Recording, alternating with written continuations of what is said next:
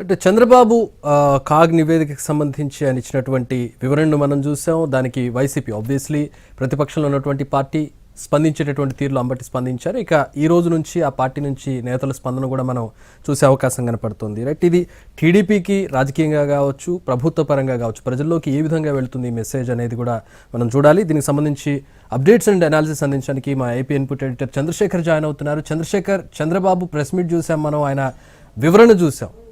సాధారణంగా హామీలు ఇచ్చి నెరవేర్చాలంటారు. అంటే దీన్ని వైసీపీ ఏ విధంగా వాడుకోవాలి, ఇక అంబటితో మొదలైందని అనుకోవచ్చు. ఏంటి చంద్రబాబు చేసినటువంటి వ్యాఖ్యలు, ముఖ్యమంత్రిగా ఆయన చేసినటువంటి వ్యాఖ్యలు రాజకీయంగా కావచ్చు, ప్రభుత్వం మీద కావచ్చు, ప్రజల్లోకి ఏ విధంగా వెళుతుంది ఆ మెసేజ్, ఎట్లా చూడొచ్చు దీన్ని? నాయుడు లాగా ఇప్పటి వరకు నాకు తెలిసినంత వరకు ఏ ప్రభుత్వం, ఏ సీఎం కూడా ఇలాంటి ప్రకటన చేయలేదు. హామీలను చేస్తే అమలు చేయడం, లేకపోతే మర్చిపోయినట్టు నటించడం, ఆ విధంగా చేసేవాడు. గతంలో తెలుగు రాష్ట్రాల్లో జరిగాయి, చాలా చోట్ల జరిగాయి. కొన్ని హామీలు ఇస్తారు ఎలక్షన్ ముందు, ఆ హామీలను అమలు చేసే విషయాన్ని ఇక దాన్ని పట్టించుకోకుండా ఉన్న పరిస్థితులు మనం చాలా చూసాం. అయితే ఇప్పుడు చంద్రబాబు నాయుడు ఈ గవర్నమెంట్ వచ్చి 7 నెలలు అవుతుంది. ఈ 7 నెలల్లో వాళ్ళు చెప్పిన 6 గ్యారంటీల్లో 2 స్కీమ్స్, ఒకటి సంవత్సరానికి 3 ఉచిత గ్యాస్ సిలిండర్లు తెల్ల రేషన్ కార్డులు ఉన్న వాళ్ళకి ఇచ్చే స్కీమ్ ఆల్రెడీ ప్రారంభమైంది, అది నడుస్తూ ఉంది.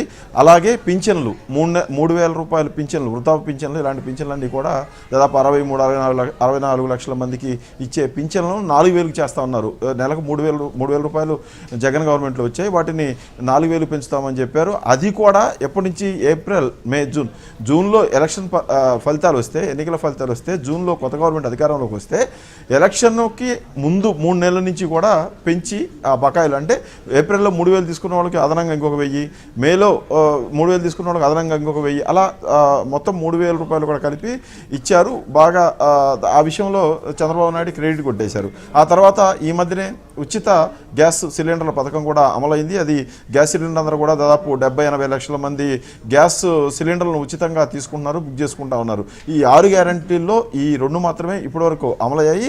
ఇక అన్నదాత సుఖీభావ అనేది రైతు భరోసా పేరుతోటి జగన్మోహన్ రెడ్డి ఇచ్చిన, వైఎస్ఆర్ రైతు భరోసా పేరుతోటి జగన్మోహన్ రెడ్డి ప్రతి రైతుకు ఏడాదికి 13,500 రూపాయల చొప్పున ఇచ్చారు.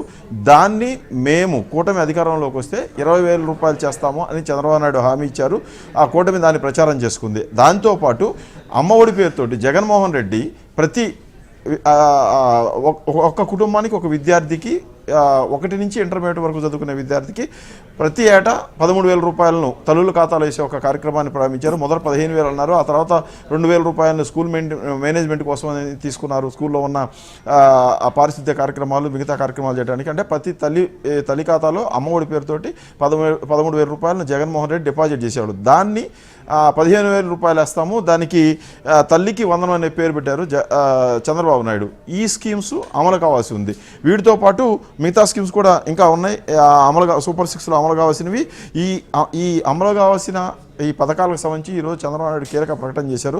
రాష్ట్ర ఆర్థిక పరిస్థితి అంతా కూడా ఆయన మొత్తం తెల్లంగా వివరించారు. దాదాపు గంటన్నర సేపు ఆయన సమయం తీసుకున్నారు దాన్ని మీడియాకి, జనానికి వివరించడం కోసం. ఒక రకంగా చంద్రబాబు నాయుడు సాహసం చేశారని చెప్పాలి. ఎందుకంటే ఏ హామీని అమలు చేయమని ఏ ప్రభుత్వం కూడా చెప్పదు, చేతులు ఎత్తేయదు. అలాగే చంద్రబాబు నాయుడు ఇప్పుడు చేతులు అయితే ఎత్తేలేదు. కానీ ఈ రాష్ట్ర ఆర్థిక పరిస్థితి, నా ముందున్న ఆర్థిక వనరులు ఇవి, నా ముందున్న అప్పులు, వాటికి కట్టాల్సిన వడ్డీలు ఇవి, వీటిని ప్రజలు అర్థం చేసుకోవాలి. నేను ప్రజలను కాన్ఫిడెన్స్లోకి తీసుకుంటాను. నాకు 175 సీట్లలో మా కూటమికి 161 సీట్లు, 164 సీట్లు ఇచ్చారు. కాబట్టి నేను పూర్తిగా ప్రజలతోటే ఉంటాను. ప్రజలను మమ్మల్ని నమ్మి ఆ 5 ఏళ్ల పాటు జరిగిన విధ్వంసాన్ని వదిలించుకోవడానికి మమ్మల్ని గెలిపించుకున్నారు. కాబట్టి నేను ఇక్కడ ఉన్న పరిస్థితులన్నీ కూడా ప్రజలకు చెప్తున్నాను అంటూ వివరించారు. ఇది ఒక రకంగా మంచి పరిణామం అని చెప్పుకోవచ్చు. డబ్బులు లేక అప్పులు తెచ్చుకొని ఆ అప్పులన్నీ తీసుకొచ్చి స్కీములకు ఇచ్చి రాష్ట్రాన్ని ఇంకా అప్పులు పాలు చేసి, రోడ్లు వేసుకోలేక, కరెంటు లేక, నీళ్ళు ఇవ్వలేక, అలాంటి పరిస్థితిని కొని తెచ్చుకొని జనానికి ట్యాక్సులు కట్టే జనానికి కనీసం కరెంటు, బేసిక్గా మనకి ఇప్పుడు ప్రభుత్వాలు సంక్షేమ కార్యక్రమాలకు అలాగే అభివృద్ధి కార్యక్రమాలకు, ఇప్పుడు చంద్రబాబు చెప్పిన దాంట్లో మనం కీలకంగా చూసినట్లయితే పోలవరంకి డబ్బు ఇచ్చారు, అమరావతికి ఇచ్చారు, శాఖకి ఇచ్చారు. వీటన్నిటికీ ఇచ్చిన డబ్బుల్ని నాకు ఇటు టర్న్ చేయడం నాకు ఇష్టం లేదు అని క్లియర్ కట్గా చెప్పాడు. గతంలో జగన్ మీద ఆరోపణలు ఉన్నాయి. ఆయన ముఖ్యమంత్రిగా ఉన్నప్పుడు కేంద్రం నుంచి వచ్చిన నిధులు కావచ్చు, ఇతర అభివృద్ధి కార్యక్రమాలకు వచ్చిన నిధులను సంక్షేమ కార్యక్రమాలకు ఇచ్చి బట్టనొక్కి డబ్బులు రిలీజ్ చేశారు అనేది ఒక ఆరోపణ ఉండేది. ఇప్పుడు దానికి కాంట్రాస్ట్గా చంద్రబాబు చేసినటువంటి వ్యాఖ్యలు ప్రజలు ఒక రెండు వర్గాలు ఉంటాయి. ఒకటి విజ్ఞులై అర్థం చేసుకునే వాళ్ళు, రెండు మాకు ఇవన్నీ ఎందుకు, మాకు ఇవ్వాల్సినవి మాకు ఇవ్వాలని అర్థం చేసుకుని. నిజంగా ఒక రాజకీయ నేతకి ఇంత సుదీర్ఘమైనటువంటి రాజకీయ అనుభవం ఉండి చంద్రబాబు క్యాలిక్యులేషన్స్ ఎట్లా చూడాలి?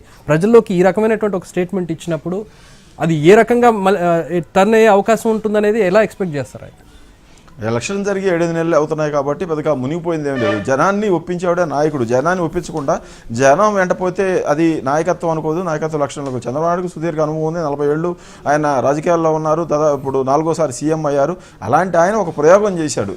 నేరుగా రాష్ట్ర ఆర్థిక పరిస్థితిని ప్రజలకు చెప్పారు. 9.5 లక్షల కోట్ల అప్పులు నా ముందు ఉన్నాయి, ఆ అప్పులు తీర్చాలి, ఆ అప్పులకు వడ్డీ తీర్చాలి. ఇంత పరిస్థితుల్లో ఇప్పుడు వస్తున్న ఆదాయం కానీ, ఇప్పుడు రాష్ట్రాన్ని సొంతంగా క్రియేట్ చేసుకుంటున్న ఆదాయ వనరులు కానీ అవేవి కూడా నేను రెగ్యులర్గా ప్రభుత్వాన్ని నడపడానికే సరిపోవడం లేదు. మేము అప్పుడు ప్రతిపక్షంలో ఉన్నప్పుడు ఈ అప్పులకు సంబంధించిన సమాచారం కానీ, ఈ వడ్డీలకు సంబంధించిన సమాచారం కానీ, జగన్మోహన్ రెడ్డి చేసిన అప్పులు వడ్డీలకు సంబంధించిన సమాచారం కానీ ఇదంతా నా దగ్గర లేదు. వచ్చే ఏడాది అంటే 2025-26 ఆర్థిక సంవత్సరానికి ఫైనాన్స్ కమిషన్ నుంచి రావాల్సిన డబ్బులను కూడా జగన్మోహన్ రెడ్డి ప్రభుత్వం ముందే లాగేసుకుంది. అంటే వచ్చే సంవత్సరం కూడా ఫైనాన్స్ కమిషన్ నుంచి ఏపీకి నిధులు రావు. ఇలాంటి పరిస్థితుల్లో నేను జనానికి అప్పీల్ చేస్తాను, రాష్ట్రాన్ని పునర్నిర్మించడానికి కోసం నేను ప్రయత్నం చేస్తాను, ఆర్థిక వ్యవస్థను పునర్నిర్మించడానికి ప్రయత్నం చేస్తా ఉన్నాను అంటూ మొత్తం గత 5 ఏళ్లలో రాష్ట్ర ఆర్థిక పరిస్థితి ఎలా ఉంది, అప్పులు ఎంత తెచ్చారు, ఆ అప్పులు తెచ్చిన వాటిలో ఎంత డబ్బుల్ని ఖర్చు చేశారు, ఏ వాటికి మళ్లించారనే విషయాన్ని చంద్రబాబు నాయుడు ప్రజల ముందు ఉంచారు. ఇప్పుడు జనం ఏమనుకుంటారు అంటే పథకాల కోసం ఆశపడిన వాళ్ళు చంద్రబాబు నాయుడు మోసం చేశారనుకుంటారు. పథకాలు ఇస్తాను, ఆర్థిక పరిస్థితి కుదుటపడే వరకు వెయిట్ చేయండి అంటే, అవును అప్పులు ఆయన దగ్గర డబ్బు లేనప్పుడు ఆయన మాత్రం ఏం చేస్తున్నాడు, అంటే రకరకాలుగా ఉంటారు సమాజంలో. ఒక విషయం బయటకు వచ్చినప్పుడు దాని మీద నెగిటివ్గా మాట్లాడేవాళ్ళు, పాజిటివ్గా మాట్లాడేవాళ్ళు ఉంటారు.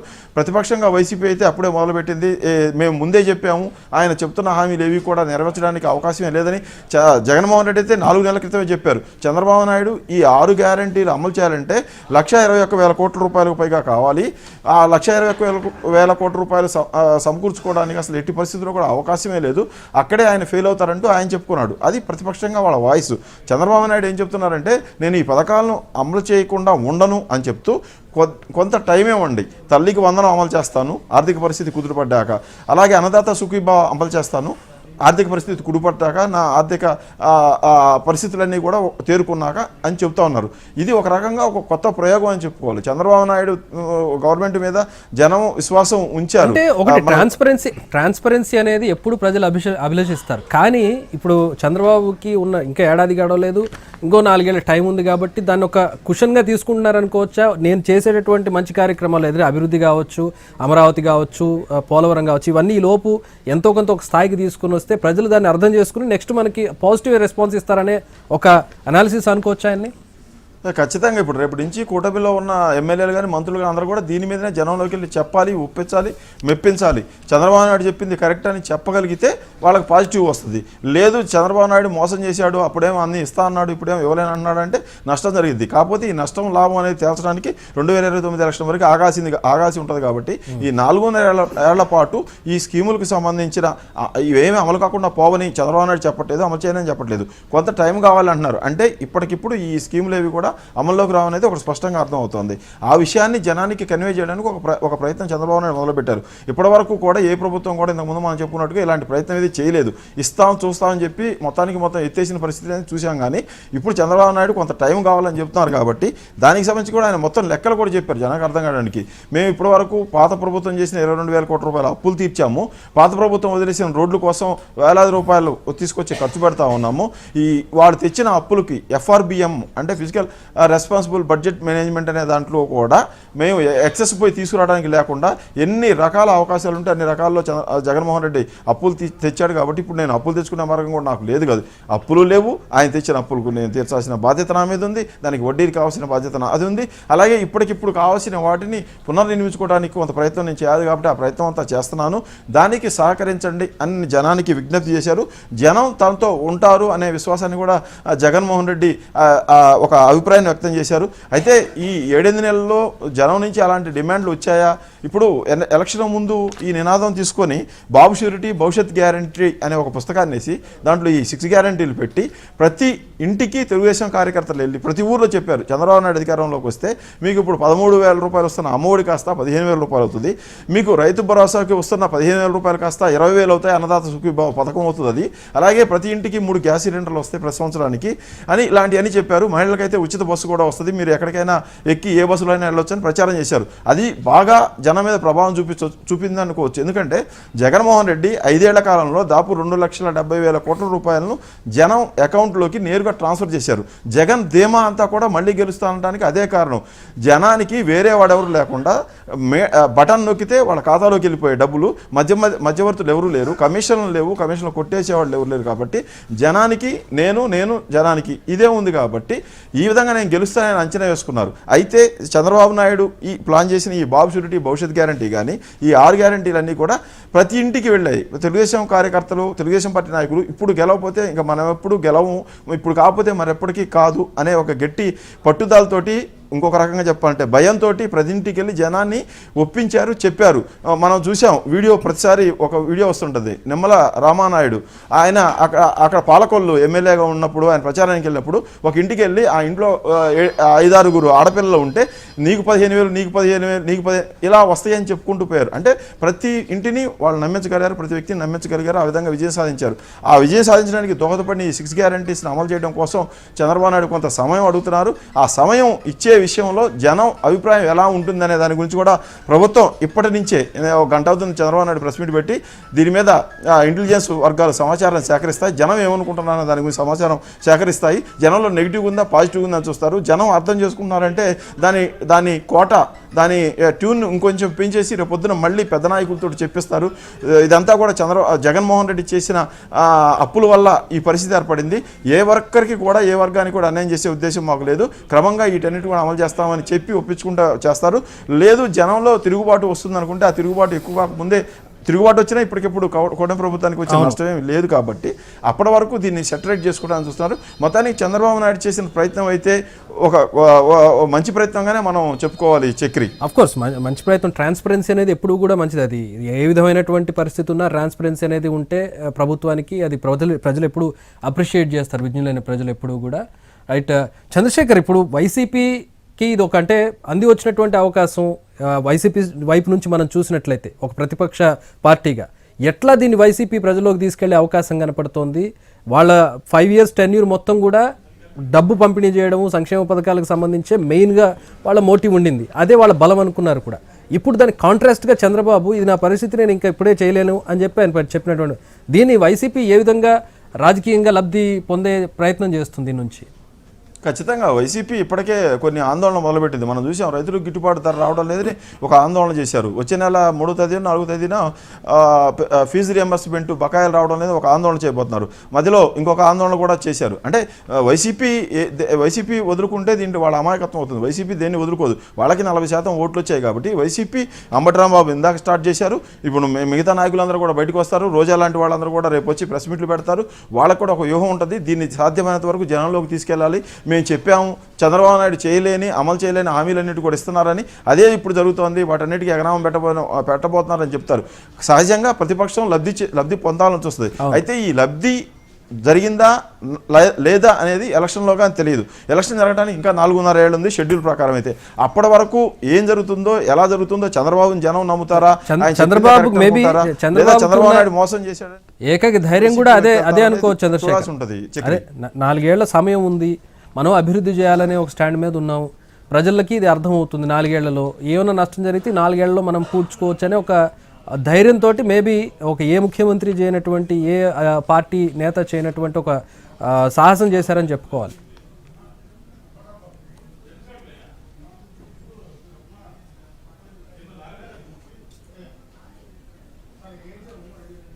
All right thanks for the updates and analysis Chandrashekhar. Right మొత్తంగా ప్రస్తుతం మనం చూస్తూ ఉన్నాం చంద్రబాబు ఒక సాహసాత్మకమైనటువంటి ఒక ప్రకటన చేశారు, ఒక ప్రయోగాత్మకమైనటువంటి ప్రకటన చేశారు. ప్రజల్లోకి ఏ విధంగా వెళుతుంది, ఏ విధంగా దీన్ని రిసీవ్ చేసుకుంటారనేది ఇప్పుడు అందరూ వెయిట్ చేసి చూస్తున్నటువంటి పరిస్థితి. ప్రజలు అర్థం చేసుకుంటారనే ఒక హోప్తో చాలా ట్రాన్స్పరెంట్గా ఆయనకు ఉన్నటువంటి పరిస్థితిని ఆయన పూర్తిగా ఎక్స్ప్లెయిన్ చేసి చెప్పే ప్రయత్నం చేశారు. సో చంద్రశేఖర్, మనం ఇందాక మాట్లాడుకుంటాం అంటే 4 ఏళ్ల కుషన్ ఏదైతే ఉందో, 4 ఏళ్లలో ఈ వాళ్ళు రిసీవ్ చేసుకుని నెగిటివ్ అయితే దాన్ని సరిదిద్దుకునే అవకాశం కూడా మన చేతిలో ఉంటుంది. కాబట్టి చాలా ఎర్లీగా ఆయన ఒక ప్రయోగం చేశారని చెప్పుకోవచ్చు దీన్ని. అంటే ప్రభుత్వం మీద ఓవరాల్గా పథకాలు ఇచ్చాము, పథకాలు అమలు చేసామనే ఒకటే కాదు, ఫీల్ గుడ్ ఉండాలి. ఈ ప్రభుత్వం అంతా బాగా చేస్తుంది, అన్నీ ఇస్తుంది అనేదానికంటే కూడా జనరల్ పీపుల్, లబ్ధిదారులు, లబ్ధి పొందే వాళ్ళ సంఖ్య తక్కువగా ఉంటుంది. ఓవరాల్గా ప్రభుత్వ పాలసీలు, ప్రభుత్వం ఎలా ఉందనే చూసేవాళ్ళు ఎక్కువగా ఉంటారు.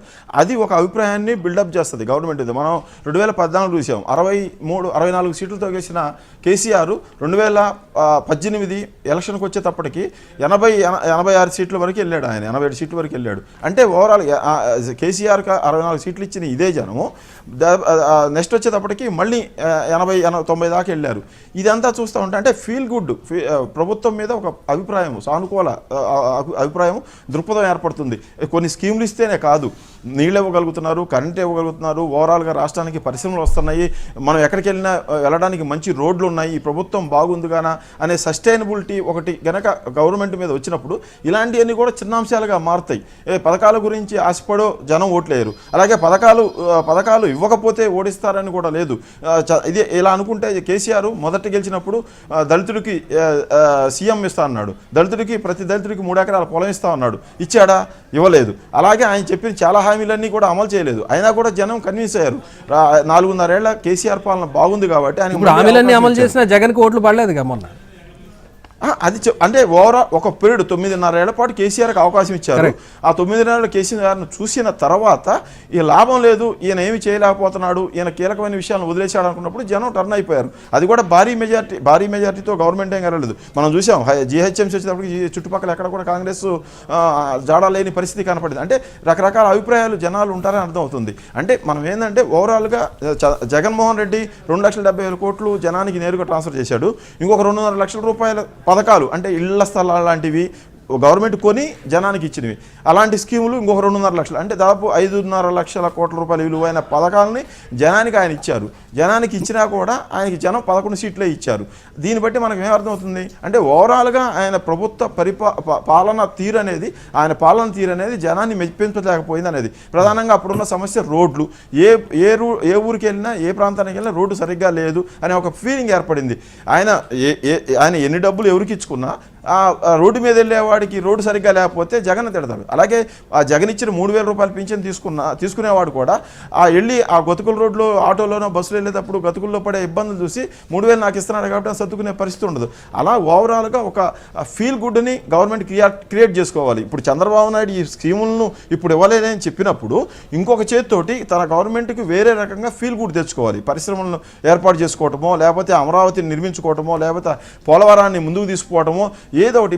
ఇప్పుడు ఒక మీరు చెప్పారు రకరకాల మనస్తత్వాలు ఉన్నారు, రకరకాల అభిప్రాయాలు ఉన్న వాళ్ళు ఉంటారు. అలాంటి వాళ్ళందరూ కూడా చూస్తారు రాష్ట్రానికి పోలవరం అవుతుంది, ఎందుకంటే ఏం కావాలని జనరల్గా తనకి అభిప్రాయం కలిగే, తనకు లాభం కలిగే దానికంటే కూడా రాష్ట్రానికి లాభం కలిగే విషయాలు ఎక్కువ జరిగినప్పుడు ఏ వర్గమైనా, ఏ లబ్ధిదారుడైనా కూడా సంతృప్తి చెందే అవకాశం ఉంటుంది. కాబట్టి అలా చేయగలిగితే చంద్రబాబు నాయుడుకు మేలు జరుగుతుంది. జనాన్ని ఒప్పించడం అనేది నాయకుడు అంటే మనకు ముందుండేవాడు, ఆయన ముందుండి నడిపించాలి జనాన్ని, తాను అనుకున్న వైపు నడిపించగలిగిన వాడే నాయకుడు. కాబట్టి అది చంద్రబాబు నాయుడు చేయగలని నమ్ముతున్నారు. చేస్తే ఆయనకు మంచిది అవుతుంది, చేయకపోతే మీరు అన్నట్టు నష్టపోయే అవకాశం కూడా ఉంటుంది. All right, let's wait and see. Chandrashekhar, thanks.